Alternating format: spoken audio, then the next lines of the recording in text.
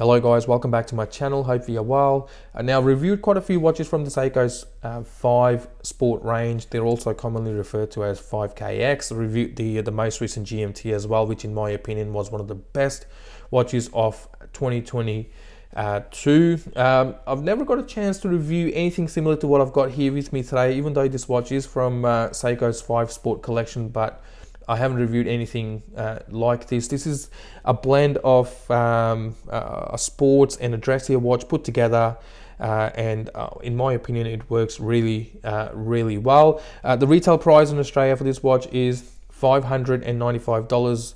If you're in the US, you're looking at a retail price of $325. Obviously, I didn't pay retail. I paid 240 Australian dollars for this watch. Bought it during the holiday season at a heavily discounted rate. If you're looking for something like this, there's still quite a few authorized retailers out there offering a decent amount of discount on these watches. If you don't like the two-tone, you can have this watch in a single tone as well. If you don't like this color dial, there are quite a few other dial options out there as well. So let's talk about the dimensions first. We have a case size of 40 millimeters on this one, with a compact lug-to-lug distance of 44.6 millimeters. So a fantastic option for small, average size, and even large size wrists. These watches wear really nicely.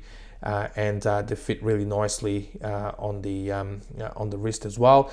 Case thickness is 12 millimeters that I measured on this watch, and the lug width is 20 millimeters. In case if you don't like this stainless steel bracelet from Seiko, there'll be plenty of options out there for you to choose from. You can choose to go for a leather strap, NATO, or another stainless steel bracelet of a better quality.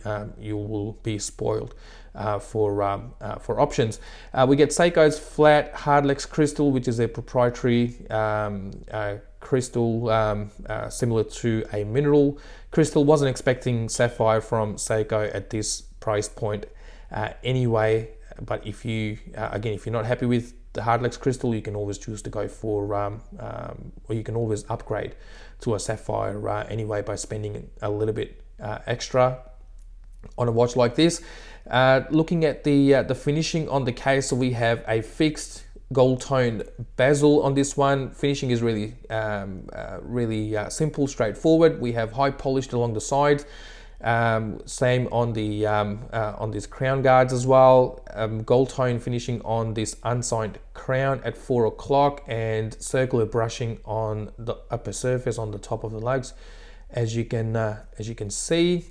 Looking at the dial, it's a matte black dial, and it works really nicely with these gold tone finishing on the case and the on those markers as well. As you can see, that framing around those applied markers is in the same gold tone as well. Then we've got gold tone finishing on the Seiko logo as well, applied underneath 12 o'clock. Then you can see the logo 5 printed underneath Seiko, automatic printed above 6 o'clock, and we have a minute track printed on the outer ring as well in the same gold tone, as you can see. So as a package, as a whole, it works really nice. The whole color combination works really nicely, and I like the gold tone casing around the hands as well, and that long gold tone seconds hand, as you can see it ticking away. I like that counterbalance on the lollipop counterbalance on the seconds hand as well, and there's a fair bit of length to that seconds hand as well. As you can see, it almost reaches out completely to the minute track. Then we got the day and date complication at 3 o'clock. Pretty straightforward how to operate this. This is a pull and push crown, so pull the crown. First pull of the crown, you'll be able to adjust the day and date.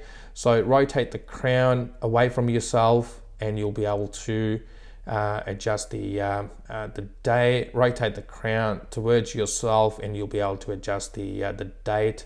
As you can see, pull the crown out to its final position, and you'll be able to set the time on this watch. So as far as the crown operation is concerned, or setting the date and time is concerned, it's really straightforward. Then you can push the crown back into its original position once you're done with those things. There is plenty of lume on this as well. This one comes with Seiko's Lumibright. Let me just quickly turn the lights off, and we'll check the quality of the lume as well. So as you can see, the lume is doing what it's supposed to do. So really one of the best looms you can find on a watch in this price range. I really like Seiko's Lumibright, and it's doing a decent job on this one as well. So no complaints there, especially for a watch like this. This is not a diver's watch. This is more of a sports watch with a bit of a dressier element to it. So yeah, really nice quality lume on this one. Let me turn the lights back on again so we can carry on with the rest of our review. Now looking at the bracelet, there's nothing special happening with the bracelet. As you would have noticed on a lot of Seiko watches, you know, they're really average quality in this price range, and that is the case here as well. One thing I don't like about these gold tone middle links is that, you know, you get to a point where you can't just keep them clean. You see a lot of fingerprints, as you can notice here as well. You start to see fine hairline scratches as well fairly quickly on these ones. So if you do end up buying this watch, I'll highly recommend swapping this bracelet out for something nicer. I know you know, you can't really spend too much on these watches, because otherwise you blow the budget and you end up spending, you know, $200-300 just on the upgrades. But I think this will add a lot of value to your watch. So it fits really nicely. It doesn't rattle at all, as you can see. The finishing on the outer part of the links is brushed. We have a fold over clasp, and secures nicely in place, but it is pressed, as you can see, and we do have hollow end links as well in this one. I haven't taken that plastic bit off, as you can see, but I haven't sized this watch to my wrist as well. I've got no plans to keep this one in my collection. Only 2 levels of micro adjustment as well. It does taper down though. It starts off at about 19.7, finishes off at about 17.9 at the bottom, before increasing up to 19.7 on the clasp. Again, 100 meters of water resistance. Again, you get that with the Seiko 5 watches, and I've already mentioned it is a pull and push crown. You get a screw down case back. While we are at it, let's look at the case back as well. So we have a display case back on this one. Seiko's 4R36 automatic movement. I've handled a lot of watches with this movement, and even though the stated tolerance is not fantastic, it's plus 45 to minus 35 seconds per day, this one's been operating at about plus 9 seconds per day, and all of these movements tend to do better than those stated numbers anyway. And so standard operation, 21,600 beats per hour, 24 joules hacking and hand winding, and you get approximately 41 hours of power reserve, and the watch is fully wound. And again, 100 meters of water resistance is more than sufficient for a watch like this anyway. This watch can handle light water activities without any problem at all. And if you do end up replacing your bracelet for something else, you do get drilled lugs on this one. So you know, it definitely makes it easier to swap this bracelet out for something else. So yeah, guys, that's the watch. It is a really nice looking watch, no doubt about that at all. As I said, if this is not your color, you don't like the two-tone, there's single tone options out there as well. This one does come with a nylon strap as well. I saw one with a nylon strap as well. It was a single tone, so if you don't like the stainless steel bracelet, but the price is the same, so I will always go for a stainless steel bracelet. Even though the quality is average, then you can swap them out for whatever you like.